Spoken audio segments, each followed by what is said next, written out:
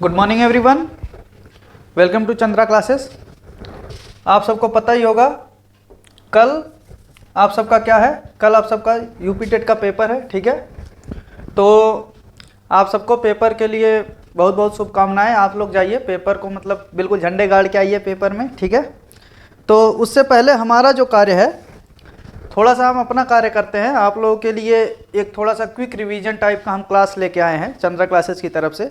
उसमें क्या है, ऐसा नहीं है कि आपको बहुत सारी चीज़ें आती ही होंगी, लेकिन हम अपने कर्तव्य का पालन करते हुए ऐसा करते हैं एक बार बिल्कुल जल्दी से जो 7 या 8 नंबर का जो टॉपिक है, 7 या 8 नंबर में क्या क्या हम यहाँ पे सबसे पहले बता दें कि हाँ क्या क्या डिस्कस कर सकते हैं हम इतने समय में। क्योंकि शायद बहुत लंबी क्लास लेने का भी, जैसे मान लीजिए मैं अगर कह दूं कि मैं 4 घंटे का मैराथन लूँगा, तो चूँकि कल आपका एग्ज़ाम है तो आप क्या है कि अभी ना इतने समय की क्लासेस देख पाएंगे। बस मैं क्या करता हूँ, छोटे छोटे टॉपिक से जहाँ बहुत प्रायः प्रश्न पूछ लिए जाते हैं, ठीक है, वहाँ से शुरू करते हैं। तो हमें क्या क्या देखना है, एकदम शॉर्ट व्यू में हम देखेंगे वर्णमाला देख लेंगे। ठीक है, उसके बाद संधि देख लेंगे एक बार। ठीक, उसके बाद समास देख लेते हैं।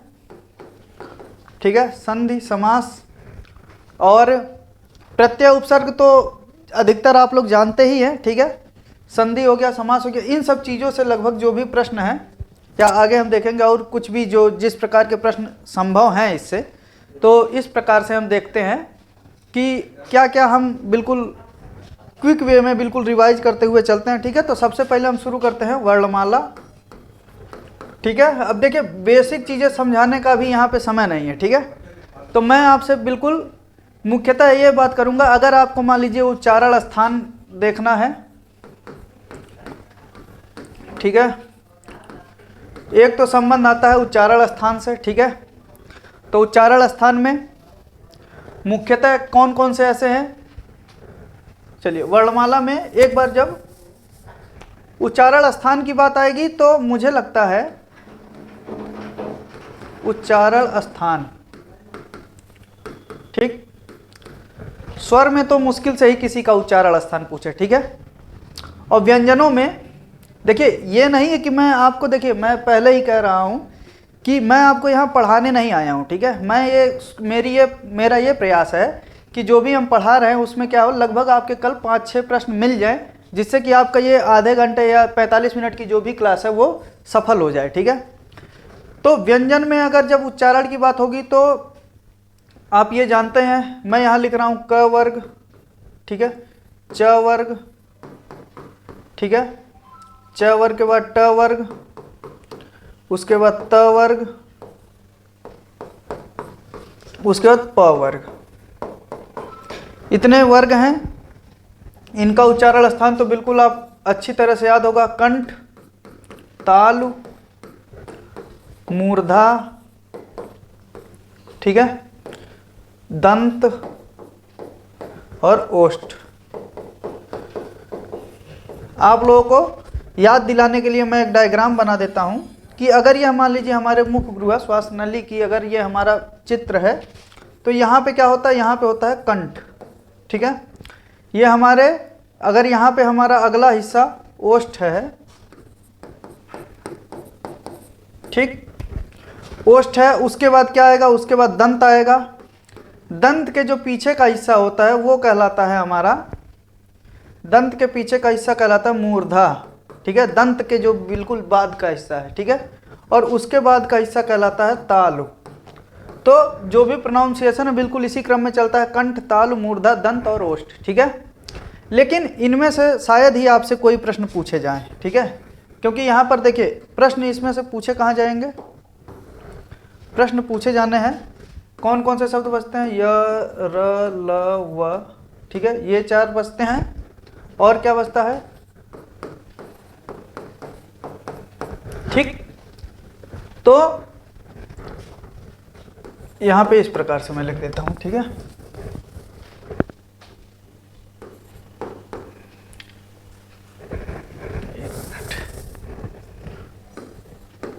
या, र, ल और व। पहले इन चारों का हम क्रम देखते हैं। ठीक है, तो यह का जो उच्चारण स्थान है, यह का उच्चारण स्थान तालु या तालव्य, ठीक है। आप दोनों में से कुछ भी लिख सकते हैं, तालु या तालव्य। देखिए र और ल का मैं आपको बार बार बता रहा हूं, शायद यह हो सकता है कि अगर देखिए ये तो दे रहा है, अगर र जो है, ठीक है, अगर वह दे रहा है मूर्धा से दे रहा है, अगर मूर्धा है ऑप्शन में और ल का अगर दंत है ऑप्शन में, तो आप हो सकता है। लेकिन जहां तक मेरा मानना है, जिस प्रकार से नए परिवर्तन हो रहे हैं, इनकी जगह पे एक शब्द आता है, या तो दंत मूल आता है, ठीक है, जिसको क्या बोलते हैं, वर्त से बोलते हैं, ठीक। तो ये बिल्कुल आप ध्यान रखिएगा कि ऑप्शन देख के इसमें से ट्रिक करें, र और ल के प्रोनाउंसिएशन में, ठीक है। व का प्रोनाउंसिएशन दंत प्लस ओष्ठ, ठीक है। ये मुख्यतः इनमें से समझ लिया, आपके प्रायः एक क्वेश्चन आने की सबसे ज्यादा संभावना इसी में है, ठीक है। क्योंकि इसके बाद मान लीजिए जो है हमारा श, श और स, इन तीनों का उच्चारण स्थान, ठीक है, तो इसका भी उच्चारण स्थान तालु ही है, ठीक है, या तालव्य,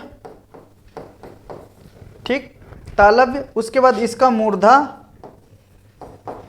ठीक है, और इसका है दंत, ठीक। तो ये ये जो 7 हैं, इनमें से उच्चारण स्थान में प्रायः पूछे जाने की ज़्यादा से ज़्यादा संभावना है, ठीक है। तो इसलिए यहाँ पे आप एक बार जरूर से जरूर इसको ध्यान दे लें। और र और ल, क्योंकि बदलते हुए समय के हिसाब से र और ल का सबसे ज़्यादा मांग है, ठीक है। तो ये आप ध्यान रखेंगे, ठीक। तो अब उसके बाद उच्चारण स्थान से संबंधित हो गए। अब हम थोड़े से व्यंजनों के प्रकार की बात कर लेते हैं।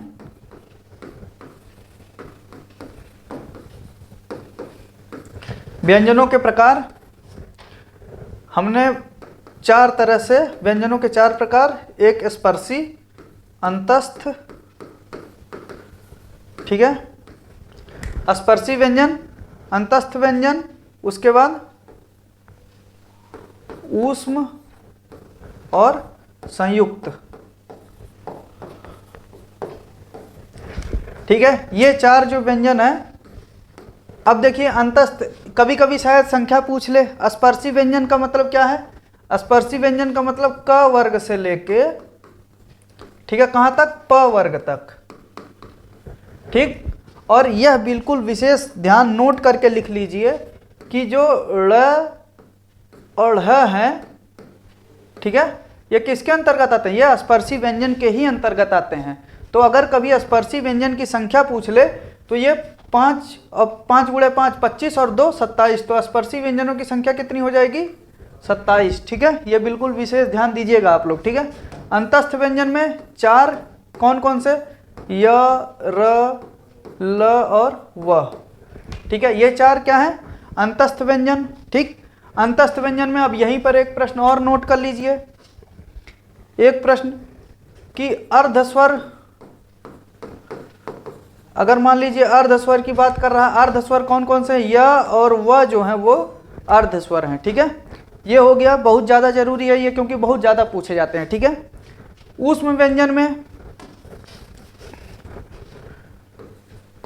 ठीक, अर्धस्वर, ठीक। ऊष्म व्यंजन, ऊष्म व्यंजन कौन कौन से हैं? इनकी संख्या भी कितनी है? संख्या इनकी भी 4 है। ऐसा हो सकता, देखिए आप सबको ये बिल्कुल पूरी तरह से पता है, मैं इससे मना ही नहीं कर रहा कि आपको पता नहीं है, लेकिन हमारा जो काम है कि एक बार आपको क्विक रिवीजन करवाते हुए चले।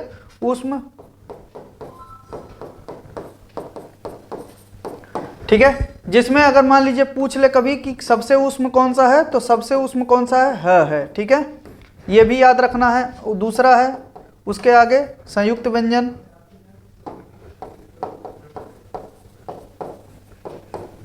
संयुक्त व्यंजन, इनकी संख्या 4, कौन कौन से? संयुक्त व्यंजन में यहां पे लिख रहा हूं, ठीक है। तो यहां आप लोग देखिएगा 4 कौन कौन से हैं, यहां मैं लिख देता हूं, उसके बाद आगे फिर देखेंगे, ठीक है।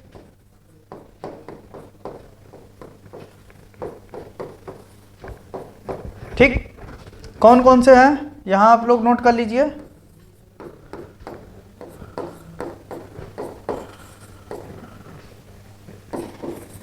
ठीक।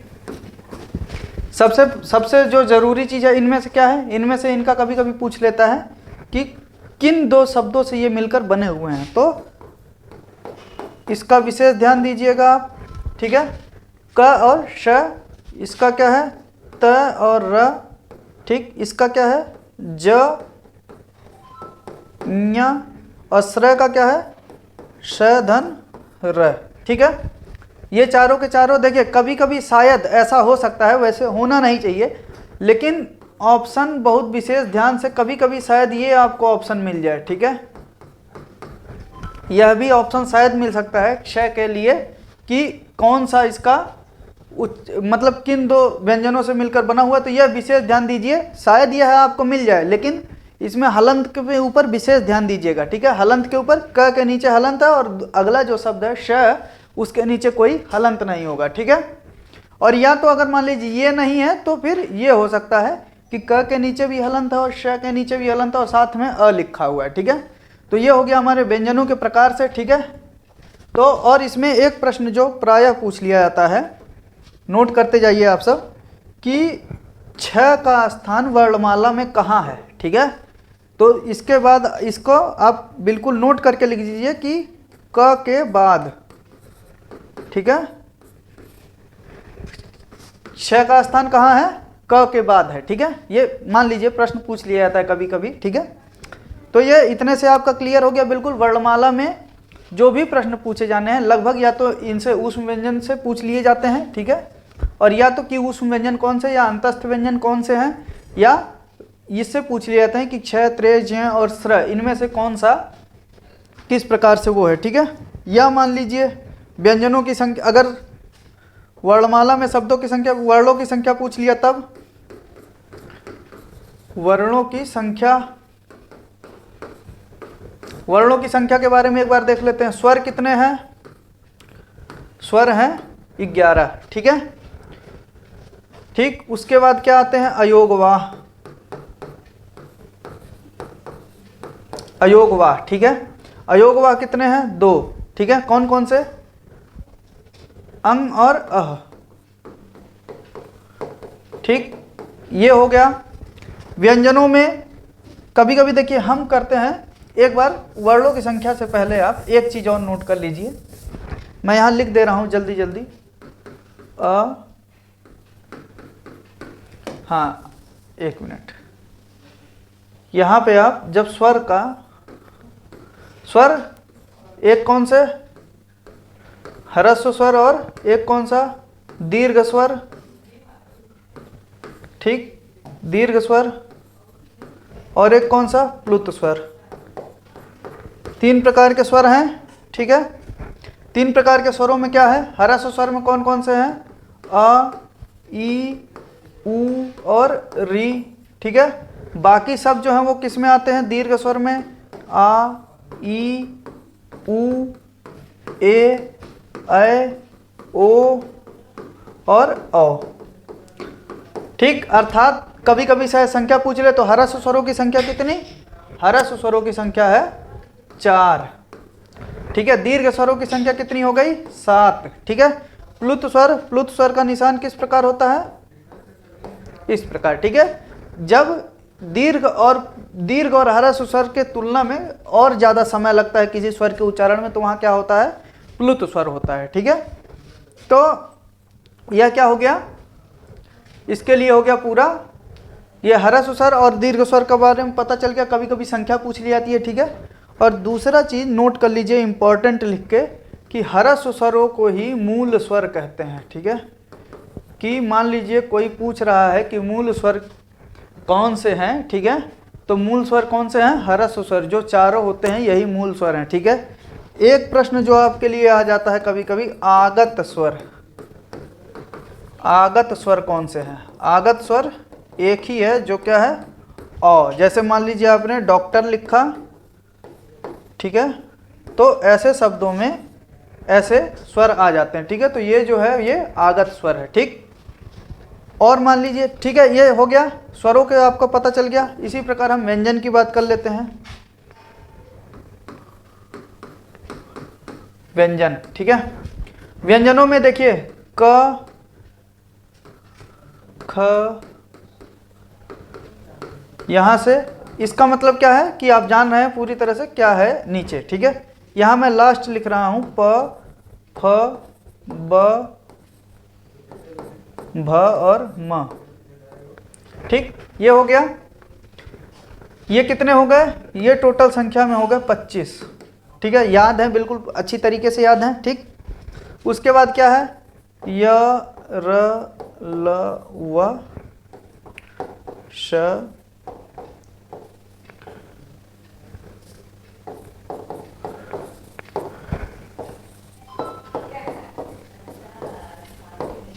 ठीक है। ये हो गया।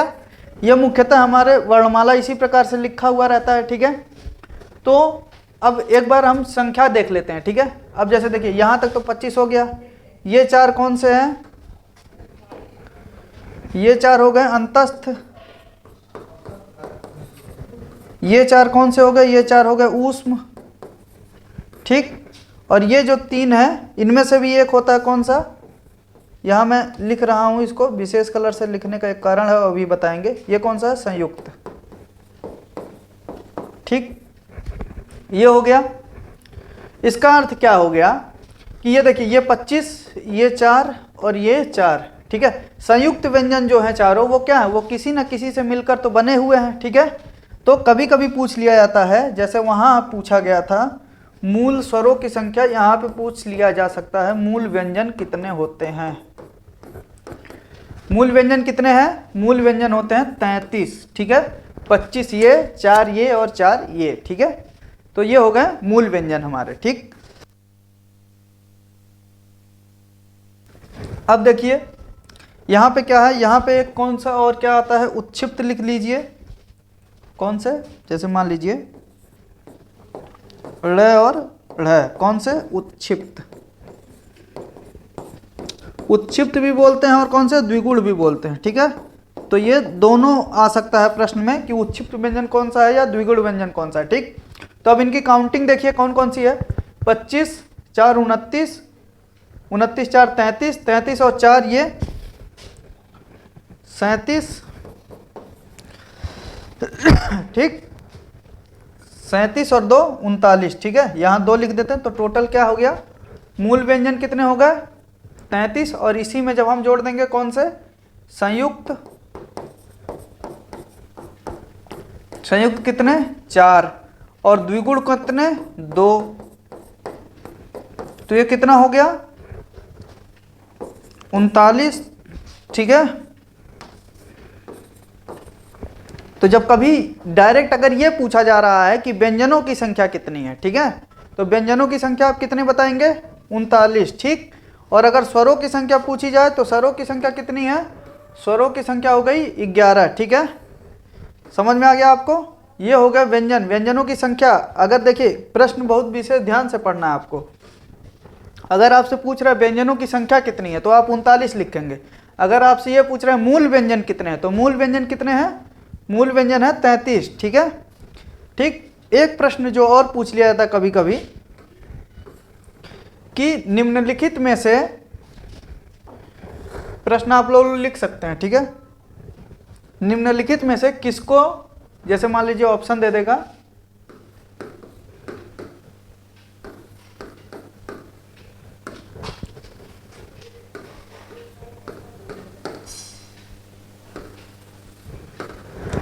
तो इनमें से क्या है कि पूछ लेता है निम्नलिखित में से किसको वर्णमाला में स्थान नहीं दिया गया है, ठीक है।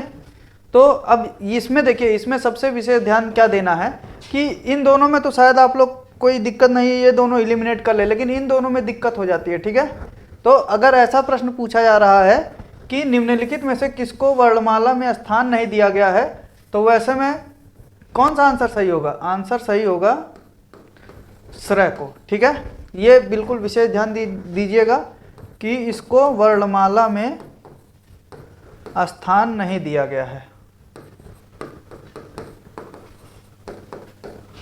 स्थान नहीं दिया गया है, क्योंकि इसको हम पढ़ रहे हैं संयुक्त व्यंजनों में, हम पढ़ रहे हैं इसे, लेकिन क्या है कि इसे क्या है वर्णमाला में स्थान नहीं मिला, ठीक। और दूसरी चीज़, मान लीजिए अगर श्रेय नहीं है तो आप एक बार ये चेक कर लीजिएगा कि ऑप्शन में ये दोनों सब वर्ण हैं कि नहीं है। इन दोनों में से कोई एक हो तो आप उस पर ट्रिक करेंगे, ठीक है। मतलब मुख्यतः श्र, ड़ और ढ़ को वर्णमाला में स्थान नहीं दिया गया है, लेकिन अगर मान लीजिए प्रश्न अगर आपसे पूछ लिया जाता है तो आप बिल्कुल बिना झिझक के आंसर इसका कर सकते हैं, ठीक। अगली चीज आप लोग नोट कर लीजिए, अल्प प्राण और महाप्राण।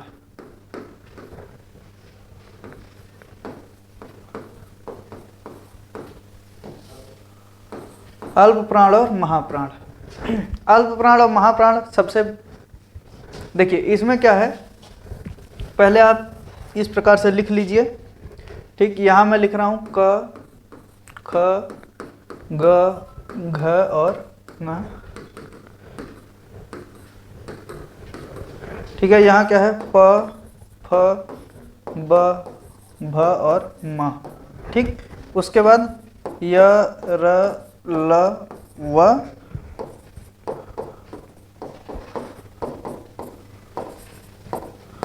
ठीक है।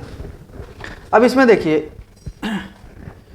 अल्प प्राण और महाप्राण पहचानने का सबसे अच्छा तरीका है कि अगर कोई किसी भी समूह का क वर्ग से लेकर प वर्ग तक पहला, तीसरा या पांचवा वर्ण है, ठीक है। कौन कौन सा, पहला, तीसरा या पांचवा, तो इन सबको अगर इनमें से कोई भी आ जाए तो वो क्या कहलाता है, अल्प प्राण कहलाता है, ठीक।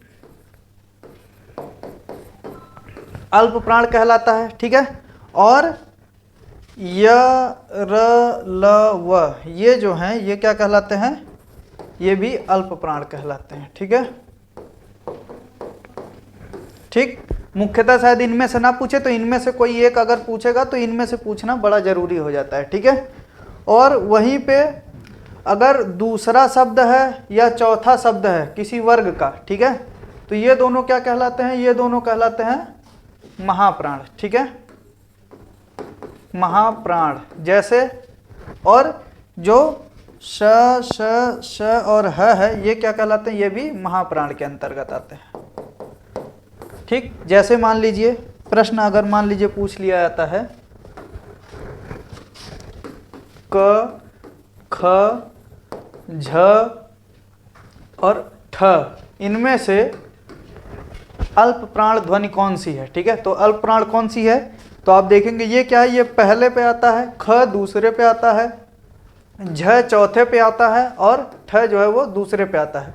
तो हमने क्या कहा था, 1, 3 और 5 कौन कौन सा, 1, 3 और 5 किस पे आता है, अल्प प्राण पे, ठीक।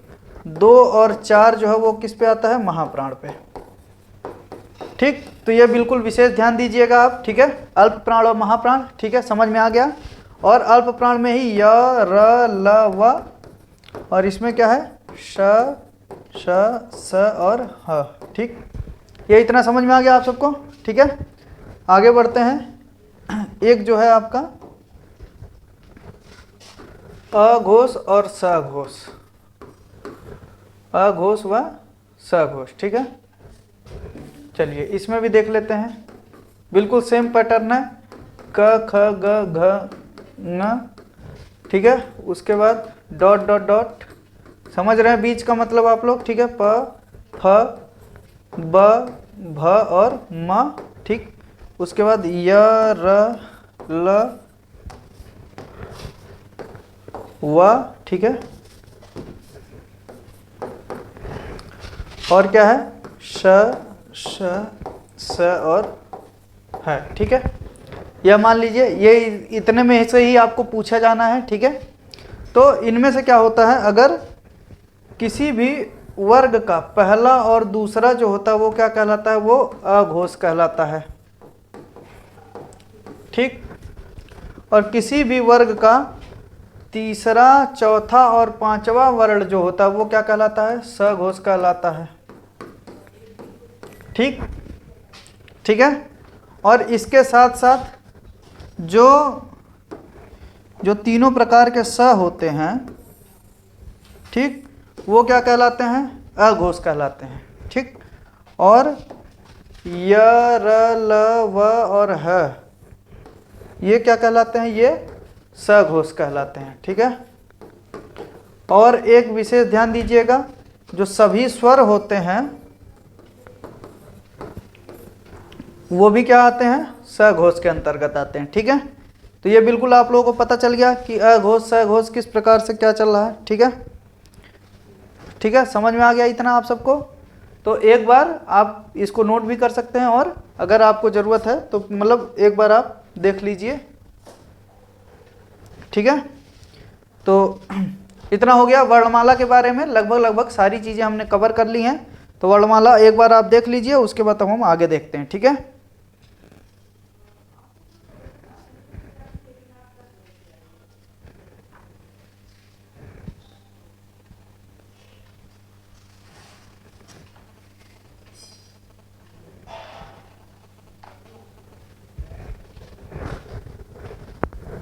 ठीक है, वर्णमाला का हो गया आप सबका।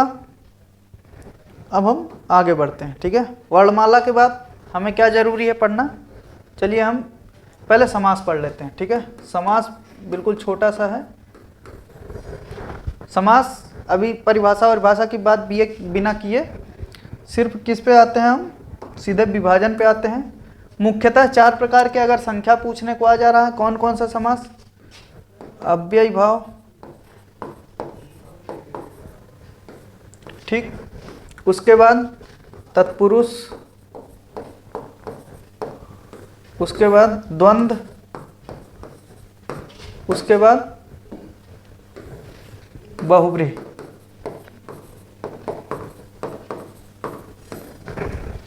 इसमें एक लाइन में ये समझ लीजिए, 2 पद होते हैं समास में। ठीक है, एक पूर्व पद और एक उत्तर पद। ठीक है, तो इसमें पूर्व पद प्रधान, ठीक है, ये मान लीजिए कभी पूछ सकता है कि अव्ययी भाव समास में कौन सा पद प्रधान होता है। ठीक है, तो पूर्व पद प्रधान, तत्पुरुष में उत्तर पद प्रधान,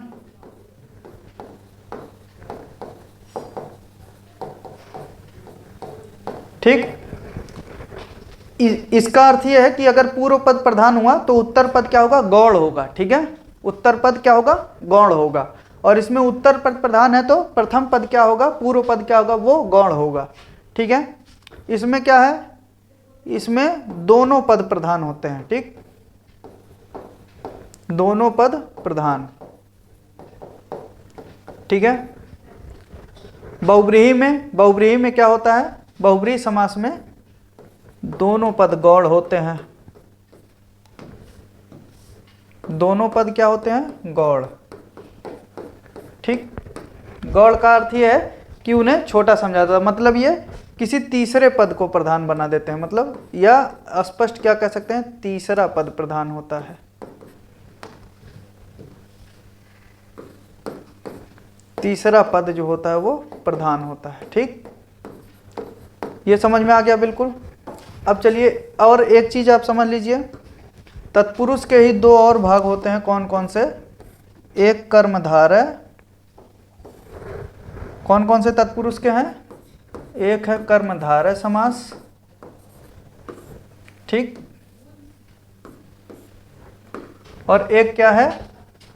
कर्मधारय और एक द्विगु। अगर इनमें से कोई पूछ रहा है कि इनमें क्या है, तो तत्पुरुष में क्या होता है? उत्तर पद प्रधान होता है ना, तो इसमें भी वही है कि कर्मधारय में भी उत्तर पद प्रधान है और द्विगु में भी क्या है?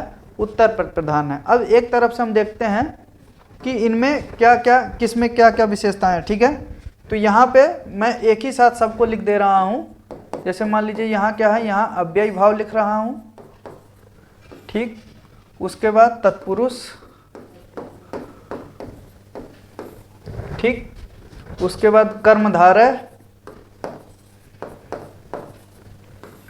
उसके बाद द्विगु समास, उसके बाद द्वंद्व और एक बहुव्रीहि।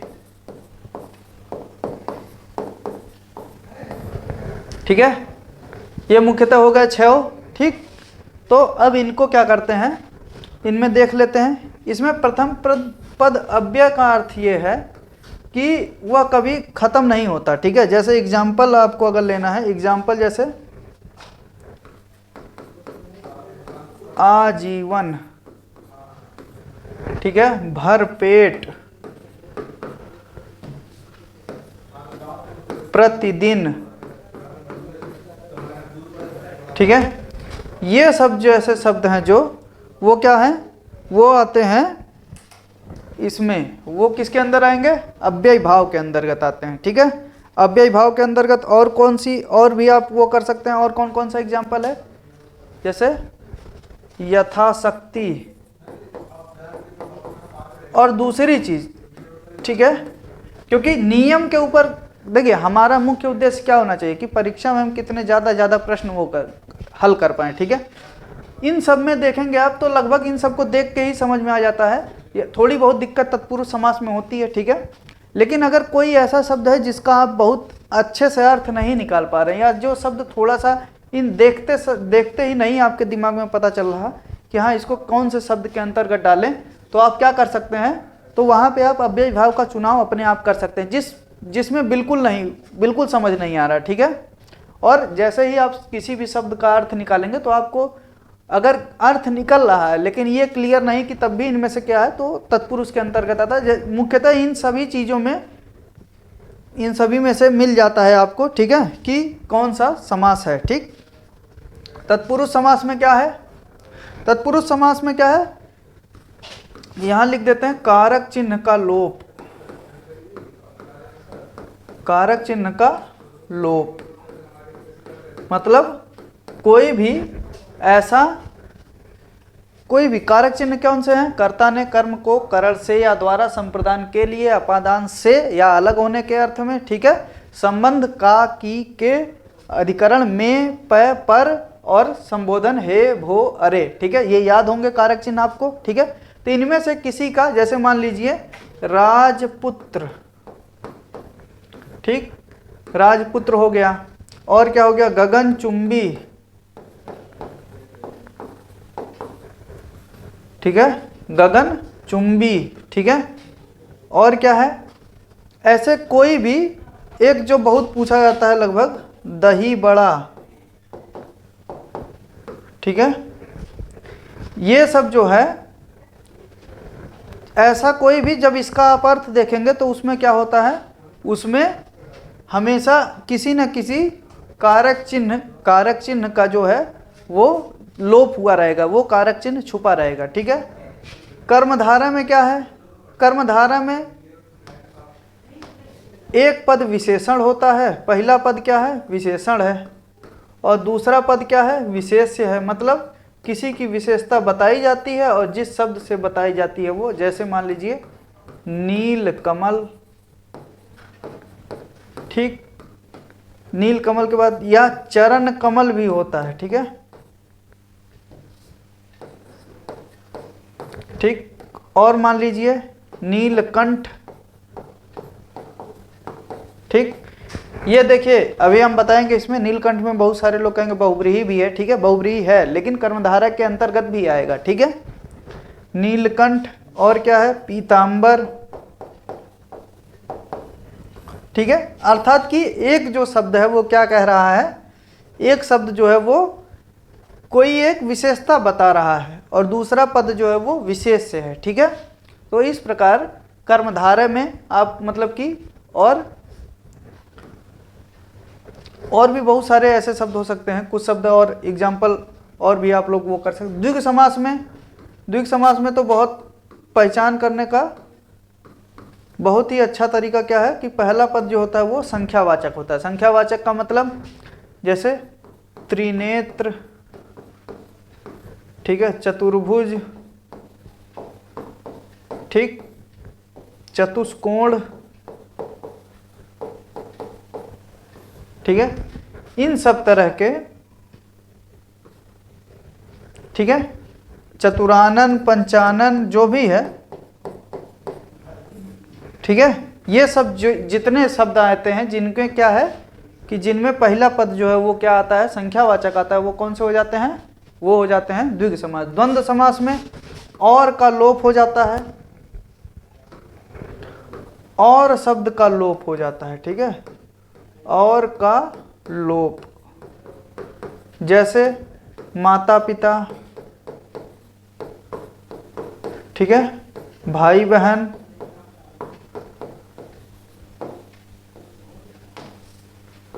भाई बहन, ठीक, और क्या है इस प्रकार के जितने पति पत्नी, मामा मामी, ठीक है, जो भी जैसे भी शब्द हैं ये सब क्या हो जाते हैं, ये सब द्वंद्व समास के अंतर्गत। बहुब्रीहि समास, बहुब्रीहि समास में ऐसे वो शब्द आते हैं कि इसमें देखिए अपने आप में तो ये शब्द एक मतलब प्रकट करेंगे ही, लेकिन वह विशेष किसी तीसरे की ओर ध्यान अगर दे रहे हैं तो यहाँ क्या है, मतलब तीसरे को अगर तीसरे की ओर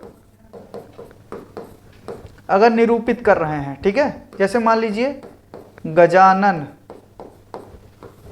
ठीक है, गजानन जो है जानते ही हैं किसका नाम है, गणेश जी का नाम है। तो यहाँ हाथी का मुख है जिसका अर्थात क्या है, वो देखिए अब गजानन में अगर आप देखेंगे तो गजानन हो गया, और मान लीजिए एक एग्जाम्पल है दशानन। दशानन का अर्थ क्या होता है, 10 सिर वाला, 10 सिर वाला। इसमें देखिए द्विगु समास भी हो सकता है क्योंकि संख्यावाचक है, लेकिन जैसे ही दशानन बोला गया वह एक विशेष व्यक्ति की तरफ क्या कर रहा है, निर्देश कर रहा है, किसके तरफ, रावण की तरफ, ठीक है। नीलकंठ भी आता है इसी में, नीलकंठ किसका नाम है, भगवान शिव का नाम है ना, ठीक है। तो इस प्रकार के त्रिदेव, ठीक है, इसमें मान लीजिए आप और क्या लिख सकते हैं, त्रिदेव, चतुरानन। चतुरानन वैसे तो क्या है, द्विगु समास के भी अंतर्गत आता है। अच्छा एक, ठीक है, चतुरानन जो है वो द्विगु समास के भी अंतर्गत आता है, लेकिन चतुरानन जो है वो ब्रह्मा जी का भी नाम है, ठीक है। तो बहुब्रीहि समास के अंतर्गत कभी कभी देखिए आपको बहुत ज़्यादा परेशानी इस मामले में हो सकती है, ठीक है, लेकिन क्या है आप उत्तर का उस समय विशेष ध्यान दीजिए, क्योंकि देखिए जहाँ पे अगर आपके पास ये संभावना है कि कुछ शब्द तो देखिए ऐसे हैं, शब्दों में ऐसी जरूर ये पाया जाता है कि इनमें से पता नहीं सरकार क्या, मतलब पीएनपी क्या सही मानेगी क्या नहीं सही मानेगी, क्योंकि अगर आपके पास क्लेम करने का ऑप्शन है तब तो मान लीजिए आप कर सकते हैं, और ये ऐसा नहीं है, ये आपको सही भी मिल जाएगा, ठीक है, शायद उस पर नंबर मिल भी जाए, अंत में मान ही लेती है। लेकिन क्या है कि तो इस वजह से बिल्कुल उसी प्रकार से कि हाँ जिस चीज़ पे आप बिल्कुल श्योर रहें कि उसी प्रकार से उस पर ही आप जाएं, ठीक है। तो कभी कभी ऐसा कन्फ्यूजन मिल जाएगा, ठीक है।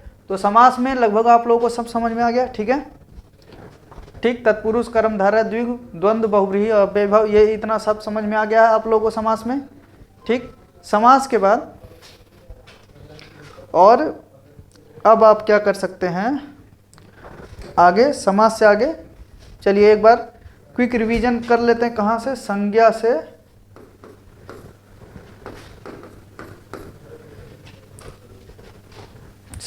कहाँ तक, क्रिया विशेषण या विशेषण तक मुख्यतः, ठीक है। तो एक एक लाइन में बिल्कुल समझते हुए, संज्ञा किसी वस्तु व्यक्ति स्थान जानवर या भाव के नाम को क्या कहते हैं, संज्ञा कहते हैं, ठीक है। तो मुख्यतः संज्ञा कितने भेद होते हैं, 3 भेद। कौन कौन सा, एक होता है व्यक्तिवाचक, ठीक, एक होता है जातिवाचक, एक होता है भाववाचक,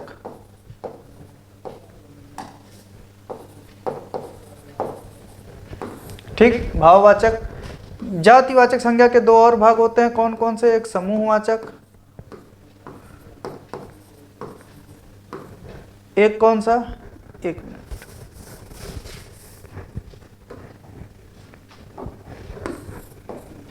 ठीक है, यहाँ क्या लिखते हैं, भाववाचक,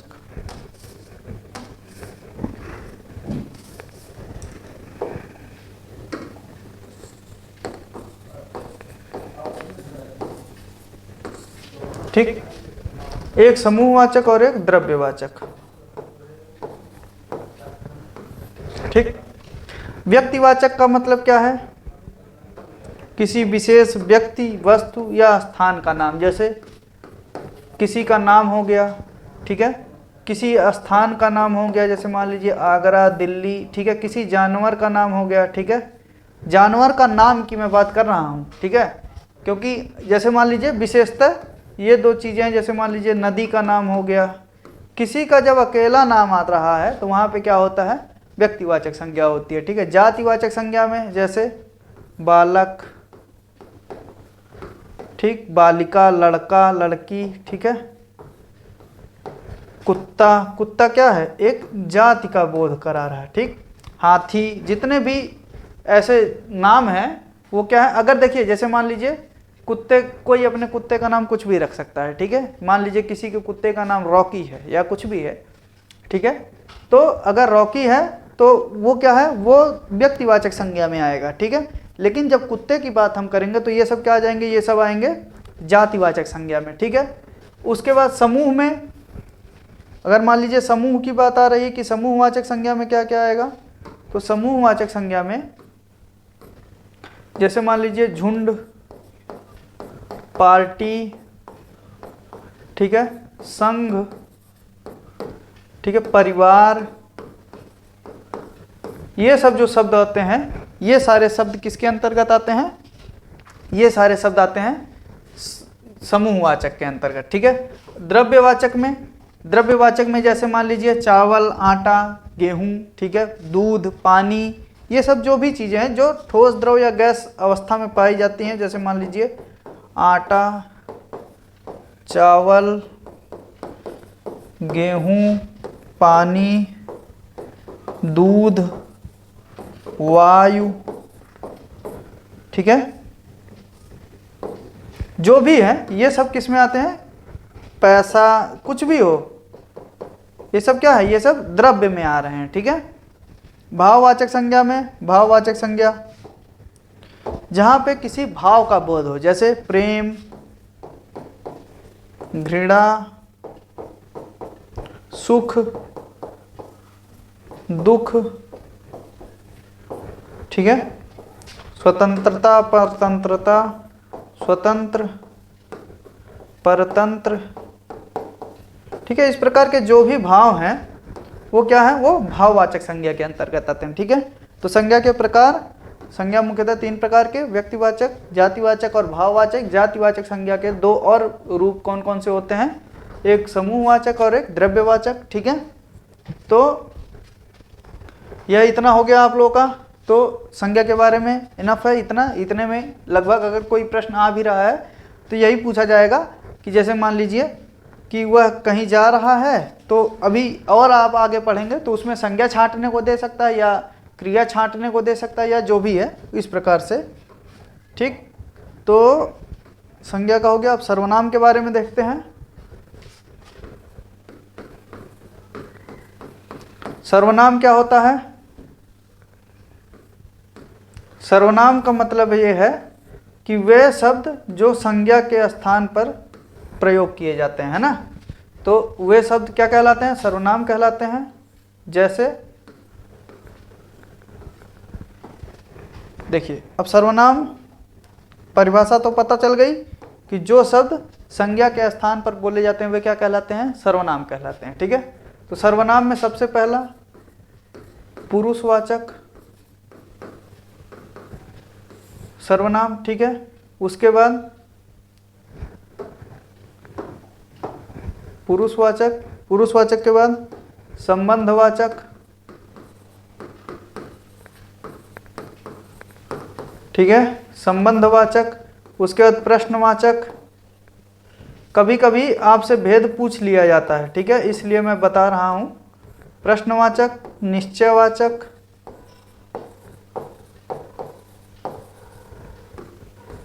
अनिश्चयवाचक,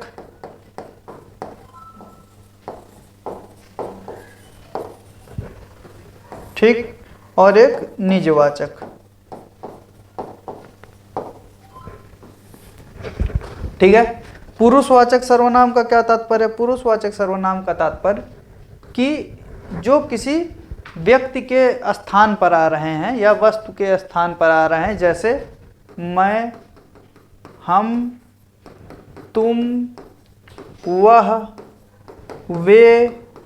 वे सब, ठीक है, तुम सब, इतने जो भी शब्द हैं इत्यादि में, ठीक है, हम, वे लोग, ठीक है, जितने भी जो भी ऐसे शब्द आते हैं वो क्या आते हैं, पुरुषवाचक सर्वनाम के अंतर्गत आते हैं। ठीक। संबंधवाचक सर्वनाम में जो या सो, अर्थात जैसे मान लीजिए कि अगर कहीं लिखा गया है कि जो परिश्रम करता है वही फल पाता है, ठीक है, तो यहाँ पे जो है और वह जो परिश्रम वो क्या करेगा, फल पाएगा। ठीक है, तो इन दोनों का जो है संबंध है आपस में। ठीक, तो संबंधवाचक सर्वनाम में जो या सो आता है। कहीं अगर वाक्य में आपको ये शब्द लिखे मिल रहे हैं और वहाँ पूछ रहा है कौन सा सर्वनाम है, वैसे मुश्किल ही है, इतना डिटेल में पूछेगा नहीं, तो अगर मान लीजिए इस बारे में पूछ रहा है तो आप जो कि आंसर करने में, प्रश्नवाचक में क्या है, क्या, क्यों, कैसे, जितने भी, कितना, जो भी ऐसे क्वेश्चन मार्क वाले शब्द हैं, ठीक है, वो किस में आते हैं, प्रश्नवाचक सर्वनाम के अंतर्गत। निश्चयवाचक सर्वनाम में क्या है कि जहां पर आपको किसी विषय के या किसी वस्तु के बारे में निश्चित हो, जैसे यह, जहां पे ये सारे शब्द आ रहे हैं वहां समझ लीजिए निश्चयवाचक सर्वनाम है। वह,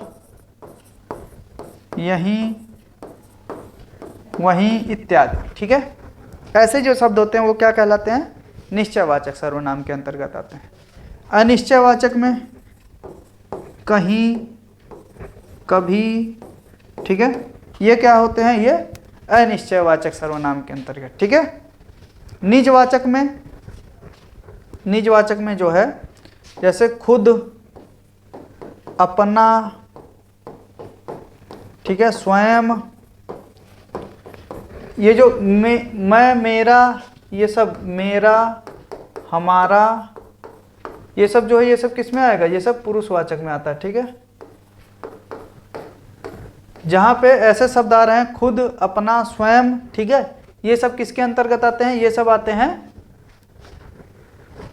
किसके अंतर्गत, निजवाचक सर्वनाम के अंतर्गत। ठीक है, तो सर्वनाम के अगर भेद पूछ रहा है तो कितने भेद हैं, 6 भेद हैं। ठीक है, 6 प्रकार के हैं। या मान लीजिए आपको ये प्रश्न 2 तरह से दे सकता है कि प्रश्न ऑप्शन देके लिख दे कि निम्नलिखित में से कौन सा या कौन से सर्वनाम का पार्ट नहीं है या भाग नहीं है। ठीक है, तो ये मुख्यतः याद रखेंगे। या सर्वनाम के प्रकारों की संख्या पूछ सकता है। ठीक, तो कितना हो गया, 6 हो गया। इतना आप लोग विशेष तौर से ध्यान दे लिए। ठीक है, चलिए इसको आप सब नोट कर लीजिए। ठीक है, फिर आगे बढ़ते हैं।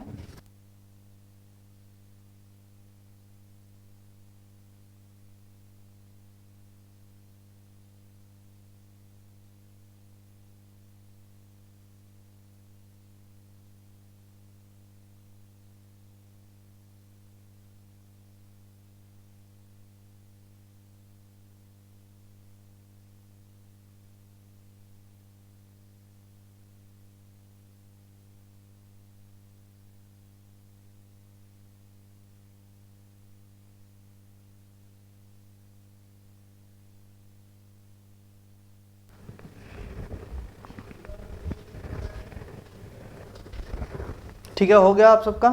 ठीक, तो आगे बढ़ते हैं हम। आगे देखिए, हम क्रिया की बात कर लेते हैं। ठीक है, क्रिया की ही बात करते हैं। क्रिया इंग्लिश में क्या कहते हैं, वर्ब। ठीक है, तो किसी भी कार्य के करने या होने का जो बोध कराती है वो क्या कहलाती है, क्रिया कहलाती है। ठीक है, तो अब ये देखते हैं मुख्यतः क्रिया को। देखिए कई प्रकार से बांटा गया है। ठीक है, तो इनमें से आपको ये देखना है कि आप किस प्रकार क्या मिल रहा है आपको। ठीक है, एक तो क्रिया के भेद में जब हम पढ़ते हैं तो 2 प्रकार का क्या है, एक है अकर्मक और सकर्मक।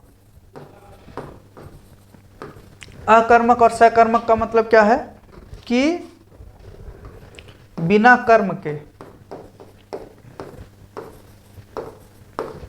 बिना कर्म के। ठीक, और सकर्मक का मतलब है कर्म के साथ। ठीक है। इस प्रकार से आप लोग बता सकते हैं। जैसे मान लीजिए इसका एग्जाम्पल मान लीजिए बिना कर्म के कि वह गाई, ठीक है।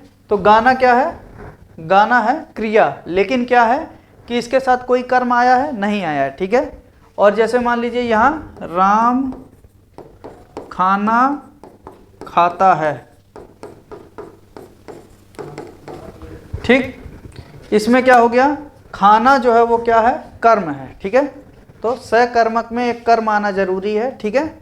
और अगर कभी मान लीजिए ऐसा प्रश्न आपसे पूछ ले रहा है कि वाक्य में सबसे ज़्यादा जरूरी क्या है, ठीक है, किसी वाक्य की रचना में सबसे ज़्यादा आवश्यक क्या है, तो अब मान लीजिए आंसर तो ऐसे ही दिया रहेगा कि संज्ञा है, सर्वनाम है, क्रिया है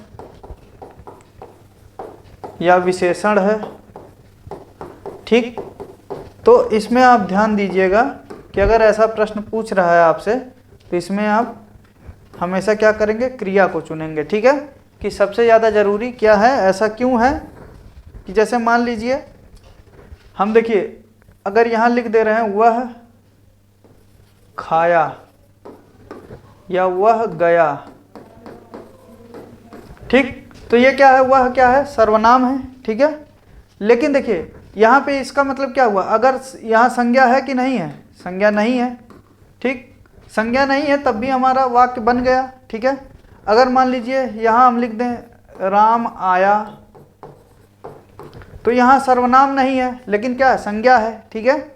तो लेकिन इनमें देखेंगे जैसे मान लीजिए, और इन दोनों में से देखिए इसमें क्या है, इसमें संज्ञा नहीं है, इसमें क्या है, इसमें सर्वनाम नहीं है, लेकिन एक भी ऐसा सेंटेंस आप नहीं बना पाएंगे कि जिसमें क्रिया ना हो, ठीक है। तो क्रिया का होना सबसे ज़्यादा जरूरी है। तो वाक्य रचना के लिए सबसे ज़्यादा अधिक जरूरी क्या है, क्रिया जरूरी है, ठीक है। तो एक तरह से तो ये हो गया कि सकर्मक और अकर्मक के रूप में, ठीक है। उसके बाद एक और क्या होता है, शायद ये वैसे पूछे ना, लेकिन बता दे रहा हूँ अगर कभी मान लीजिए पूछ भी ले, ठीक है। एक होती है प्रेरणार्थक क्रिया और दूसरी होती है नाम धातु। कभी शायद किसी में पूछ ले कि इसमें नाम धातु क्रिया कौन सी है, इसका अर्थ क्या है। प्रेरणार्थक क्रिया का मतलब ये होता है कि जो जैसे मान लीजिए कि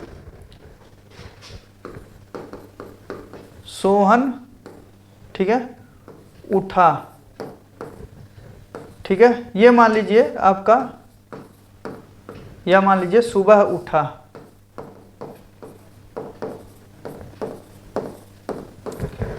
सोहन सुबह उठा। इसका अर्थ क्या हुआ कि इसमें देखिए सोहन खुद क्या कर रहा है, सोहन खुद यह कार्य कर रहा है, तो वह कार्य खुद कर रहा है, तो यहाँ पे क्या है, बिना किसी प्रेरणा के कर रहा है, ठीक।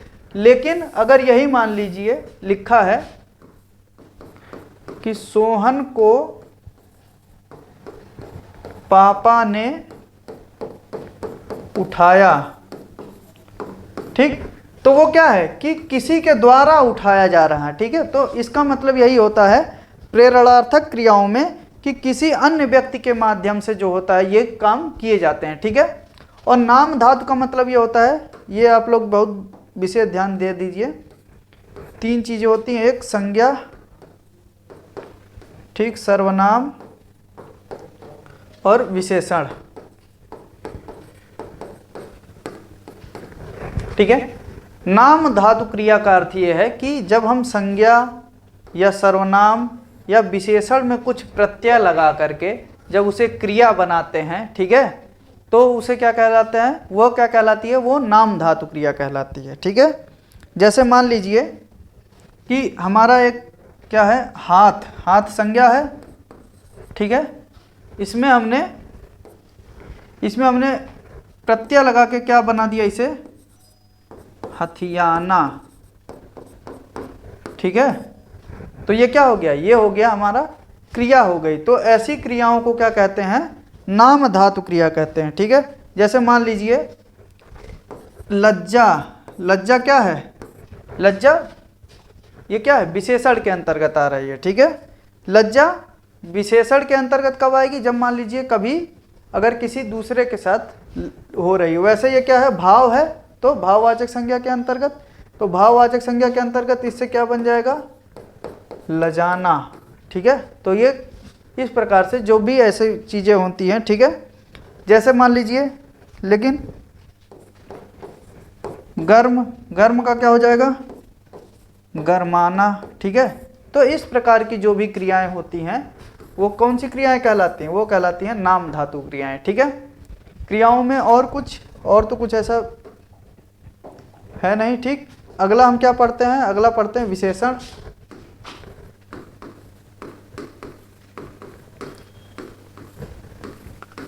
विशेषण क्या करता है? विशेषण क्या होता है ये बताइए सबसे पहले तो आप सब। विशेषण देखिए क्या है कि संज्ञा या सर्वनाम की विशेषता जो बताता है। ठीक है, ये बहुत विशेष ध्यान देना है आपको। ये किसकी विशेषता बताता है? संज्ञा या सर्वनाम दोनों की विशेषता बताता है। ठीक है, तो ये बिल्कुल आप लोग ऐसा नहीं करेंगे कि बिल्कुल, अगर मान लीजिए कभी कभी पूछ लेता है विशेषण किसे कहते हैं या विशेषता किसकी विशेषता बताता है विशेषण, तो ये दोनों ऑप्शन में होने चाहिए। ठीक है, संज्ञा और सर्वनाम इनमें से किसी एक की नहीं बताता। या तो संज्ञा हो सकता है वाक्य में, या तो सर्वनाम भी हो सकता है वाक्य में। ठीक है, तो दोनों की विशेषता बताने वाला क्या है? ये क्या होते हैं? दोनों की विशेषता बताने वाले विशेषण कहलाते हैं। ठीक है, और मान लीजिए क्रिया विशेषण है अगर, और विशेषण का मतलब वही है कि वह लंबा है। ठीक है, जैसे वह कुत्ता काला है। ठीक, तो इसमें काला जो है वो किसकी विशेषता बता रहा है? कुत्ते की विशेषता बता रहा है। ठीक है, ठीक, तो ये हो गया संज्ञा या सर्वनाम की विशेषता। ठीक, अब क्रिया विशेषण। क्रिया विशेषण क्या होता है?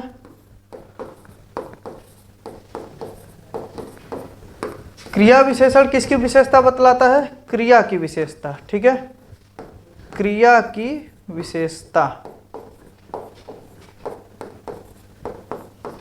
जैसे वह धीरे धीरे बोलता है।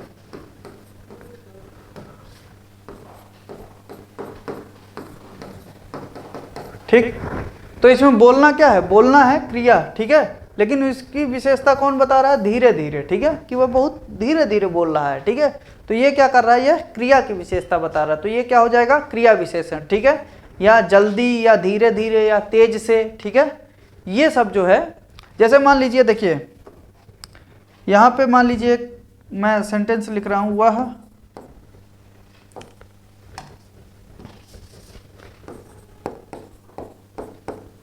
बहुत तेज है। ठीक है, इसमें कौन सा विशेषण है? कौन कौन विशेषण होगा?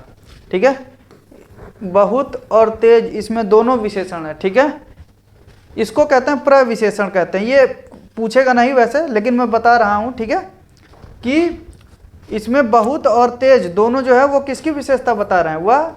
वो सर्वनाम की विशेषता बता रहे हैं। ठीक है, या मान लीजिए अगर, लेकिन यहीं पे अगर मान लीजिए प्रश्न हो जाए यहीं पे, वह तेज चलती है। ठीक, वह तेज चलती है, तो अब ये तेज क्या है? यह तेज क्रिया विशेषण हो गया। ठीक है, तो इस प्रकार से सेंटेंस को पूरा बिना पढ़े आप बिल्कुल क्वेश्चन अटेम्प्ट ना करें। ठीक है, तो क्रिया ये हो गया संज्ञा से विशेषण, क्रिया विशेषण हो गया। ठीक है, अब जो अगली चीज है वो हमारी क्या है?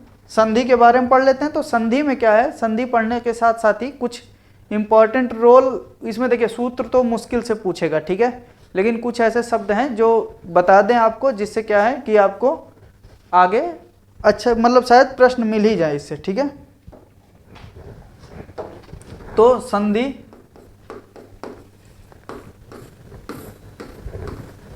कितने प्रकार की? 3। पहला स्वर संधि, दूसरा व्यंजन, और उसके बाद विसर्ग। ठीक है।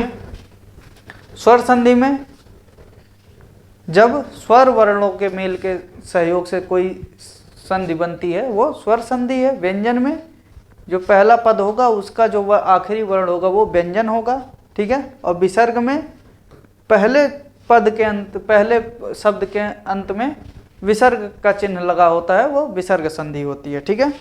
अब इसमें हम देखते हैं तो एक ही साथ हम ये सारी संधियां पढ़ लेते हैं। जैसे मान लीजिए हमने पढ़ा स्वर संधि के बारे में, ठीक है।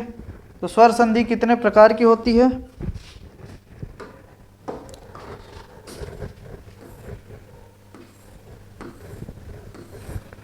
स्वर संधि सबसे पहले दीर्घ स्वर संधि, ठीक, दीर्घ स्वर संधि, उसके बाद गुण, ठीक है, उसके बाद वृद्धि,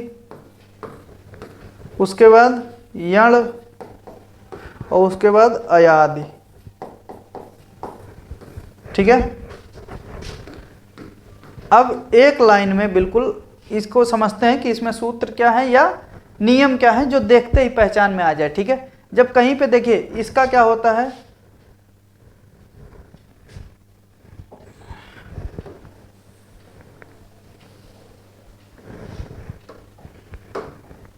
ठीक, दीर्घ में आप लोगों को दिख रहा है ना, ठीक है।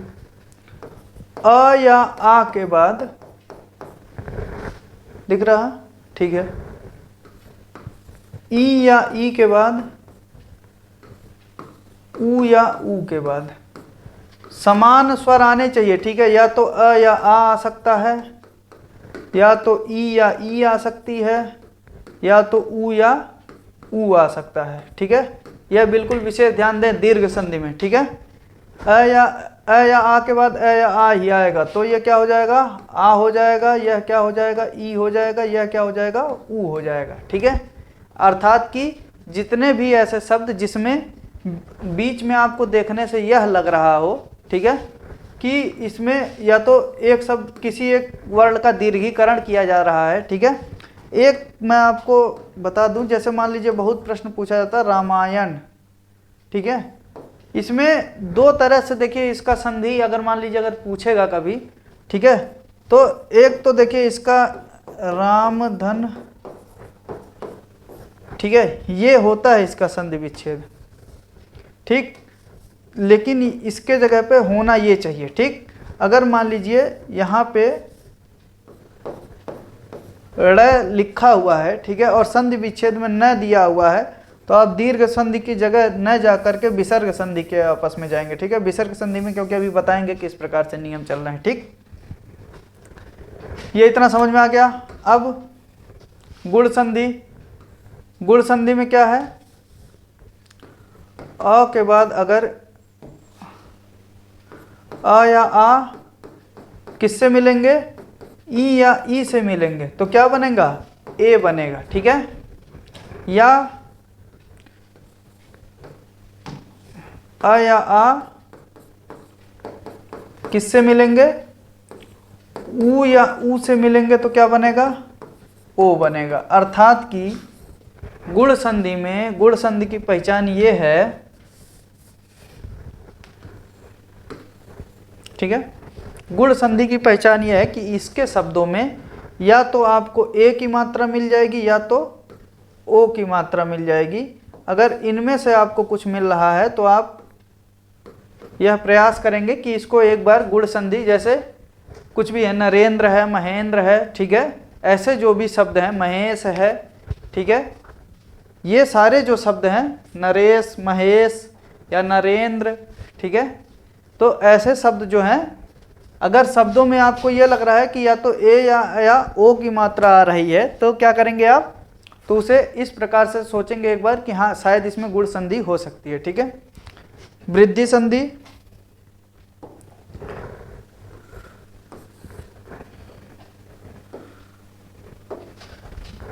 यहाँ पे अ या आ ए या ए से मिलेंगे, ठीक है। इनका दीर्घीकरण किस में होगा, ए, या अ या आ किससे मिलते हैं, ओ या औ से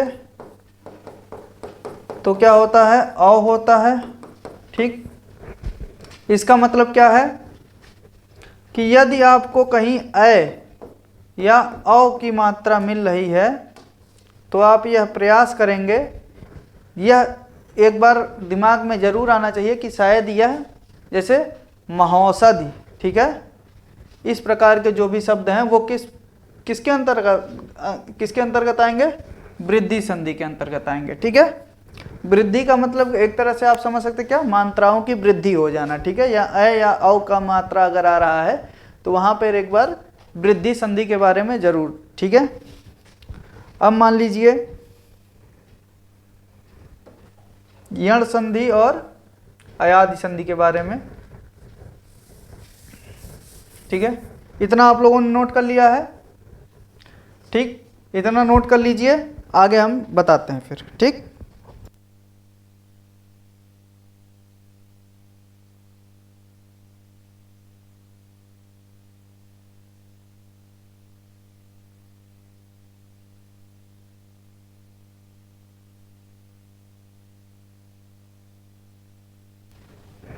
ठीक है, हो गया इतना।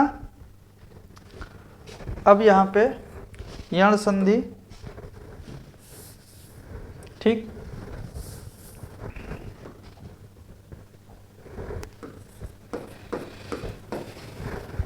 यण संधि के बारे में। यण संधि में देखिए क्या है कि या तो ई है, ई का अर्थ ये है, अब आप समझिए कि दोनों, ठीक है, उ या री, ठीक, दोनों। यहां क्या है, असमान स्वर आना चाहिए। असमान स्वर का अर्थ क्या है, ई के जगह पे ई नहीं आएगा, ई आ जाएगा तो क्या हो जाएगा, वो तो दीर्घ संधि के अंतर्गत चला जाएगा ना। तो यहां भी क्या है, असमान स्वर। ठीक, असमान स्वर। ठीक, ठीक है, तो वो क्या हो जाता है, या व या र में परिवर्तित हो जाता है। ठीक है, ये समझ में आ गया आप लोगों को। जैसे मान लीजिए इत्यादि, यद्यपि, ठीक है, ऐसे संधियां। और दूसरी चीज क्या है, एक पहचान करने का और नियम आप क्या सोच सकते हैं, अगर यहां पे मान लीजिए कि ऐसा हो रहा है कि जो देखिए, अब यह जो है ना, ये मुख्यतः देखिए जब आप कोई भी संधि शब्द देखेंगे तो उसमें दिखेगा। ठीक है, तो जैसे मान लीजिए अत्यधिक है तो अत्यधिक हो गया। ठीक, उसका क्या हो जाएगा, जैसे मान लीजिए अति धन अधिक। ठीक है, इसका मतलब ये है कि यहां पर जो है वो यह शब्द आएगा। ठीक है, ठीक है, तो यह शब्द अगर आ रहा है और उसके पहले का जो है वो अर्ध हो रहा है, अल्पीकरण हो रहा है उसका, तो वहां पे आप प्रयास करेंगे कि क्या करना है, वहां पे एक बार जरूर प्रयास करेंगे कि यण संधि के लिए देखा जाए। जैसे मान लीजिए एक है सु,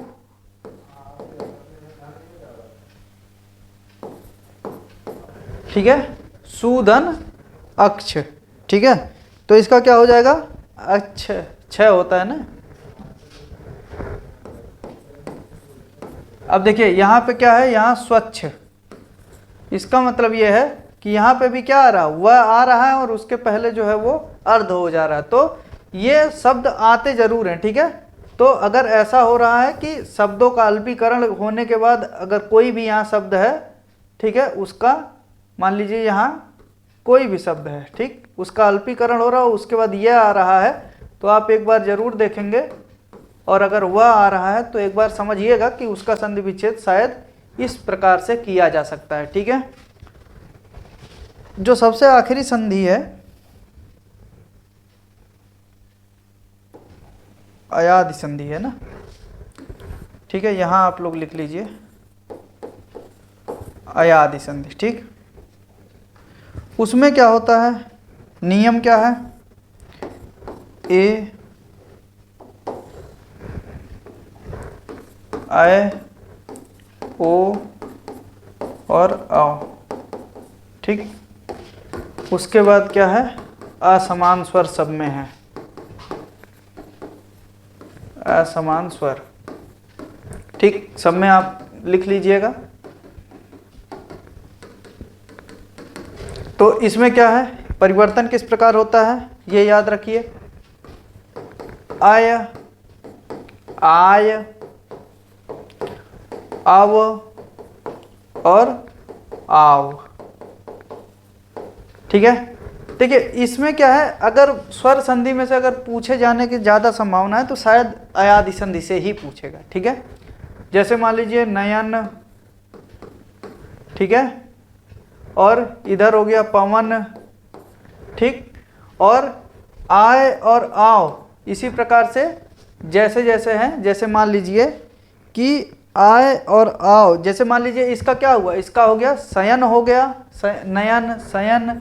ठीक है, जो भी ऐसा हो रहा है जहाँ पे क्या हो रहा है, जहाँ पे ऐसा ये ऐसा आए कि आय आ रहा है बीच में। ठीक है, देखिए यण संधि में क्या था कि उससे पहले जो शब्द आ रहा था उसका अल्पीकरण हो जा रहा था, लेकिन यहाँ अल्पीकरण नहीं हो रहा। ठीक है, जैसे इसमें है नायक, ठीक है, नायक, ठीक, और मान लीजिए यहाँ है धावक। ठीक है, तो ये इस प्रकार के जो शब्द हैं जो ऐसा उच्चारण करें। यहाँ पे देखिए मेन यण संधि और इसमें यहाँ भी देखिए व और यह यहाँ भी आ रहा है, लेकिन यण संधि में क्या हो रहा था, उससे पहले आने वाले वर्ण का क्या हो रहा था, अल्पीकरण हो जा रहा था। ठीक, यहाँ पे अल्पीकरण नहीं होगा। ठीक है, तो आगे बढ़ते हैं व्यंजन संधि के बारे में। ठीक है, इतना आप सब नोट कर लीजिए। ठीक, दिख रहा आप सबको, शायद दिख नहीं रहा होगा। ठीक है, अगर आप इसको नोट करना चाहें तो नोट कर सकते हैं। ठीक, ठीक, इसको नोट कर लीजिए आप सब।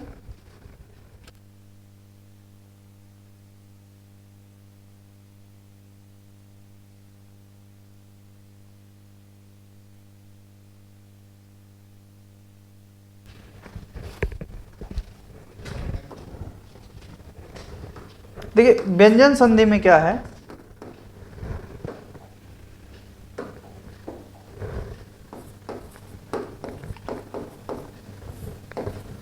व्यंजन संधि में नियम तो बहुत सारे हैं। ठीक है, लेकिन कुछ एग्जाम्पल के हिसाब से अगर आपको बताया जाएगा तो ज़्यादा समझने, जैसे देखिए एक बहुत फेमस है दिग्गज।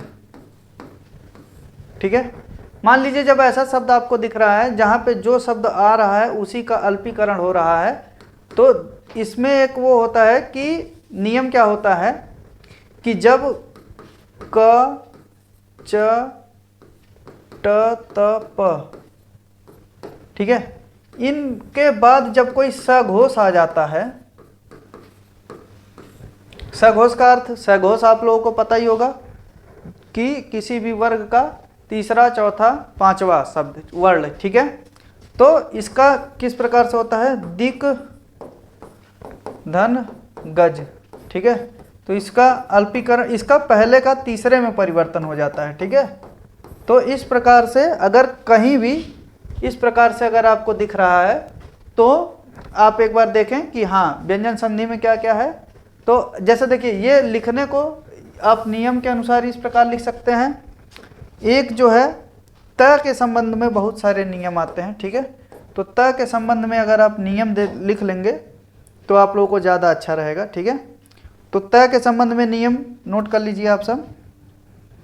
अगर यहाँ च या छ आ रहा है, ज या झ आ रहा है, ठीक, उसके बाद ट या ठ आ रहा है, ड या ढ आ रहा है, श आ रहा है,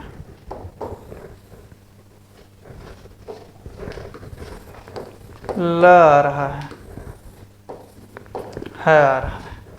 ठीक है,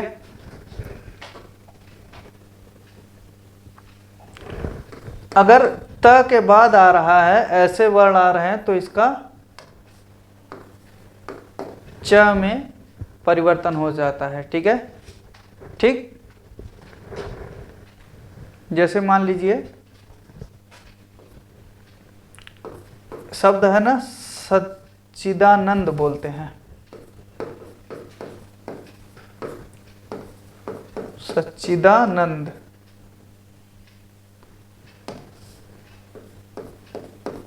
ठीक।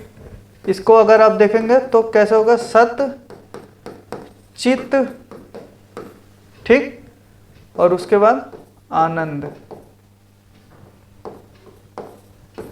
अब देखिए यहाँ पे दो तरह से आप देख सकते हैं, यहाँ त के बाद देखिए च आ रहा है, तो यहाँ पे च में परिवर्तन हुआ, लेकिन यहाँ त के बाद क्या आ रहा। तो यहाँ हमने क्या नियम बताया था कि क च ट त प के बाद अगर स घोष आता है तो तीसरे में परिवर्तन है, तो त थ द, तो यहाँ पे क्या हो गया, यहाँ पे तीसरे में परिवर्तन हो रहा है, ठीक है।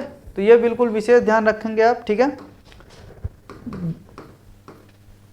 इसमें आता है तो ज में परिवर्तन होता है, जैसे सज्जन, सज्जन का क्या हो जाएगा, सत धन जन, ठीक, सज्जन। उसके बाद अगर ट या ठ में आ रहा है तो ट में परिवर्तन होता है, इसका ड में परिवर्तन होता है, ठीक है। सबसे ज़्यादा जरूरी क्या है, ल का आ रहा है तो ल में ही परिवर्तित होगा। एक शब्द आता है तल्लीन, ठीक है, तल्लीन, ये शब्द मैं वही शब्द ले रहा हूँ जो प्रायः परीक्षाओं में पूछे जाते हैं, ठीक है। तो इसका क्या हो जाएगा, तत् धन लीन, ठीक। उसके बाद श आता है तो इसका परिवर्तन होता है च और छ में, ठीक है। और है आता है तो द और ध में, ये आपने सुना ही होगा, ठीक है। जिसे इसके अंतर्गत आता है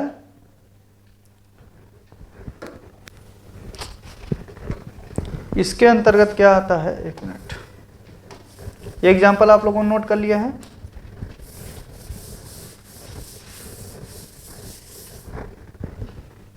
जैसे इसके अंतर्गत आ जाता है एक शब्द तद्धित, ठीक है। तो इसका क्या होगा, तत् धन हित, ठीक है। तो इस प्रकार के जो भी शब्द हैं वो आप इसको देख लिए हैं, ठीक है। और एक आध एग्जाम्पल आप सब नोट कर लीजिए। जैसे मान लीजिए एक ये इसका देख लीजिए, जैसे मान लीजिए आता है क्या, उल्लास, ठीक है। तो इसका क्या होगा, उत धन लास, ठीक है। तो जैसे कि हमने कहा उसके बाद जो आएगा वो क्या हो जाएगा, वो ल में बदल जाता है, ठीक है।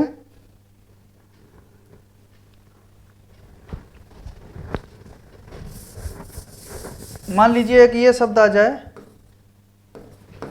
उच्छ्वास, ठीक है। ये शब्द आप लोगों ने सुना ही होगा, ठीक। तो इसका क्या होगा, उत धन श्वास, ठीक है। हमने कहा ना कि अगर त के बाद अगर श आ रहा है तो इसका परिवर्तन किस में हो जाता है, इस प्रकार हो जाता है, ठीक है। एक और नोट कर लीजिए, जैसे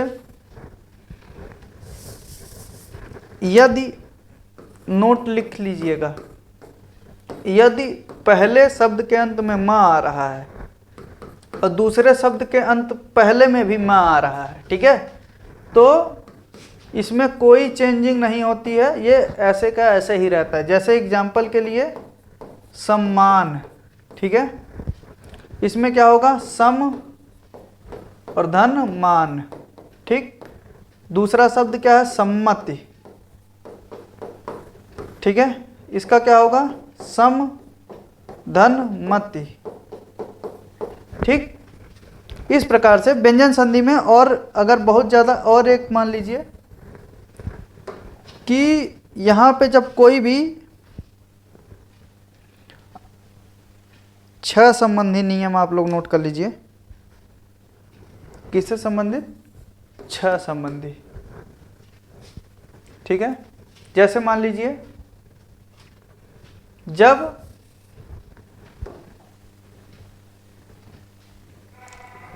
कोई स्वर आता है, ठीक है, स्वर के बाद क्या आ जाए, छ आ जाए, ठीक है।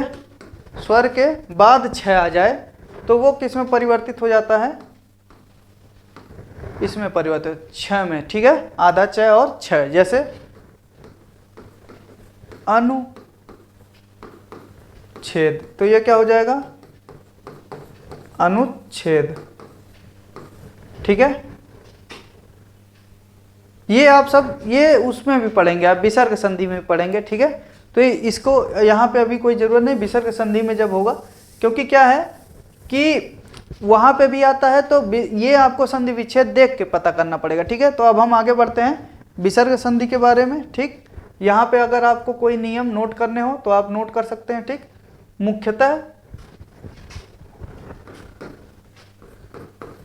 तीसरे वर्ण में परिवर्तन,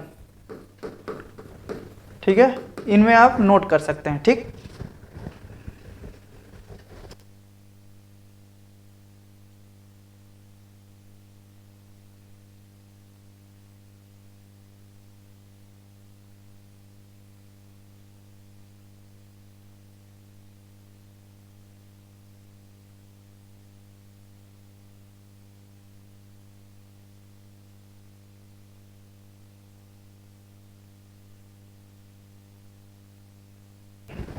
ठीक है, विसर्ग संधि में सबसे पहला नियम नोट कर लीजिए, विसर्ग संधि, ठीक है।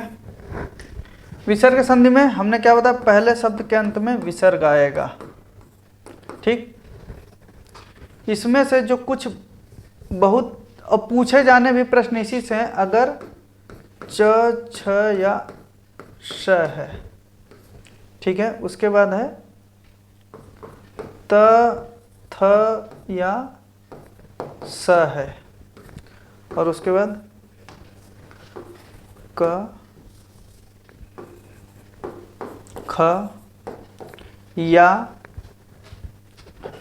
ट ठ या प और फ हैं, इनमें से कुछ भी है, स से संबंधित जो नियम आते हैं, ठीक है।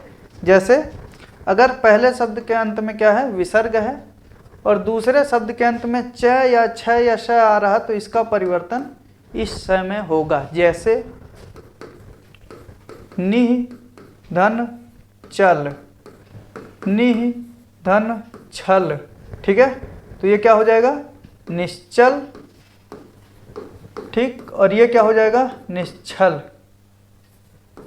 ठीक। तो अगर कहीं पे ये वाला स अगर अर्ध अल्पीकरण में आ रहा है, तो संधि में विच्छेद में आपको ध्यान रखना है, या तो च हो सकता है, या तो छ हो सकता है, या तो स हो सकता है। उसी प्रकार से अगर त या थ है, ठीक है, तो यहाँ क्या होगा, यहाँ इस वाले स का अल्पीकरण हो जाता है, ठीक है। जैसे एग्जाम्पल के तौर पे आप लिखिए, जैसे मान लीजिए नमः धन ते, ठीक है, त आ गया, तो ये क्या हो जाएगा, नमस्ते, ठीक, समझ आ गया, नमस्ते। और एक शब्द नोट कर लीजिए आप सब,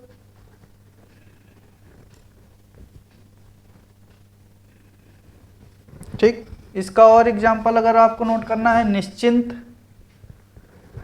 मान लीजिए इसके अगर और एग्जाम्पल आपको नोट करने हैं,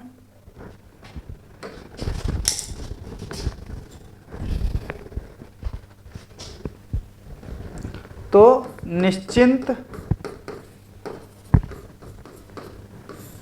ठीक है, आवाज आ रही है आप लोग तक, ठीक। दुशासन, ठीक है, दुह धन शासन, तो ये क्या हो जाएगा, दुशासन, ठीक है। उसी प्रकार से अगर क ख या जैसे मान लीजिए नि धन कलंक, तो क्या हो जाएगा, निष्कलंक, ठीक है। इन सब प्रकार के जो भी हैं, उनसे क्या हो जाएगा आपका, उससे इस प्रकार के मान लीजिए कि अगर इस प्रकार से आ रहा है तो ये आपका हो जाएगा। तो ये तीनों स संबंधित जो नियम है, ये विशेष ध्यान देना, यहाँ पे ये स आ जाता है, ठीक। एक मिनट,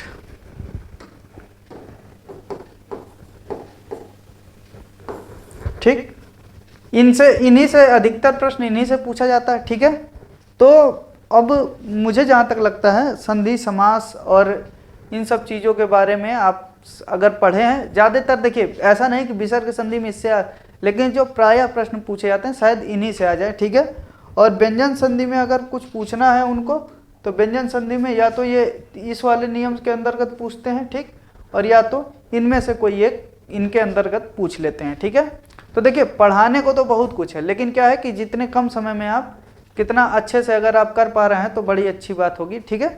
तो आप लोगों की परीक्षा के लिए और बहुत बहुत आप लोगों को शुभकामना, और कोशिश यही रहेगी कि आप सब अच्छे से अच्छा करके आएँ, ठीक है। और रचनाएं आप लोग याद कर लीजिएगा, जिनमें कुछ रचनाएं तो आप लोग जानते ही हैं कि हाँ बहुत ज़रूरी होती हैं, ठीक। और अपठित गद्यांश बिल्कुल सोच समझ के, ठीक है। पढ़ाई देखिए परीक्षा में बिल्कुल ध्यानपूर्वक अगर आप बैठेंगे तभी आप कर पाएंगे, ठीक है।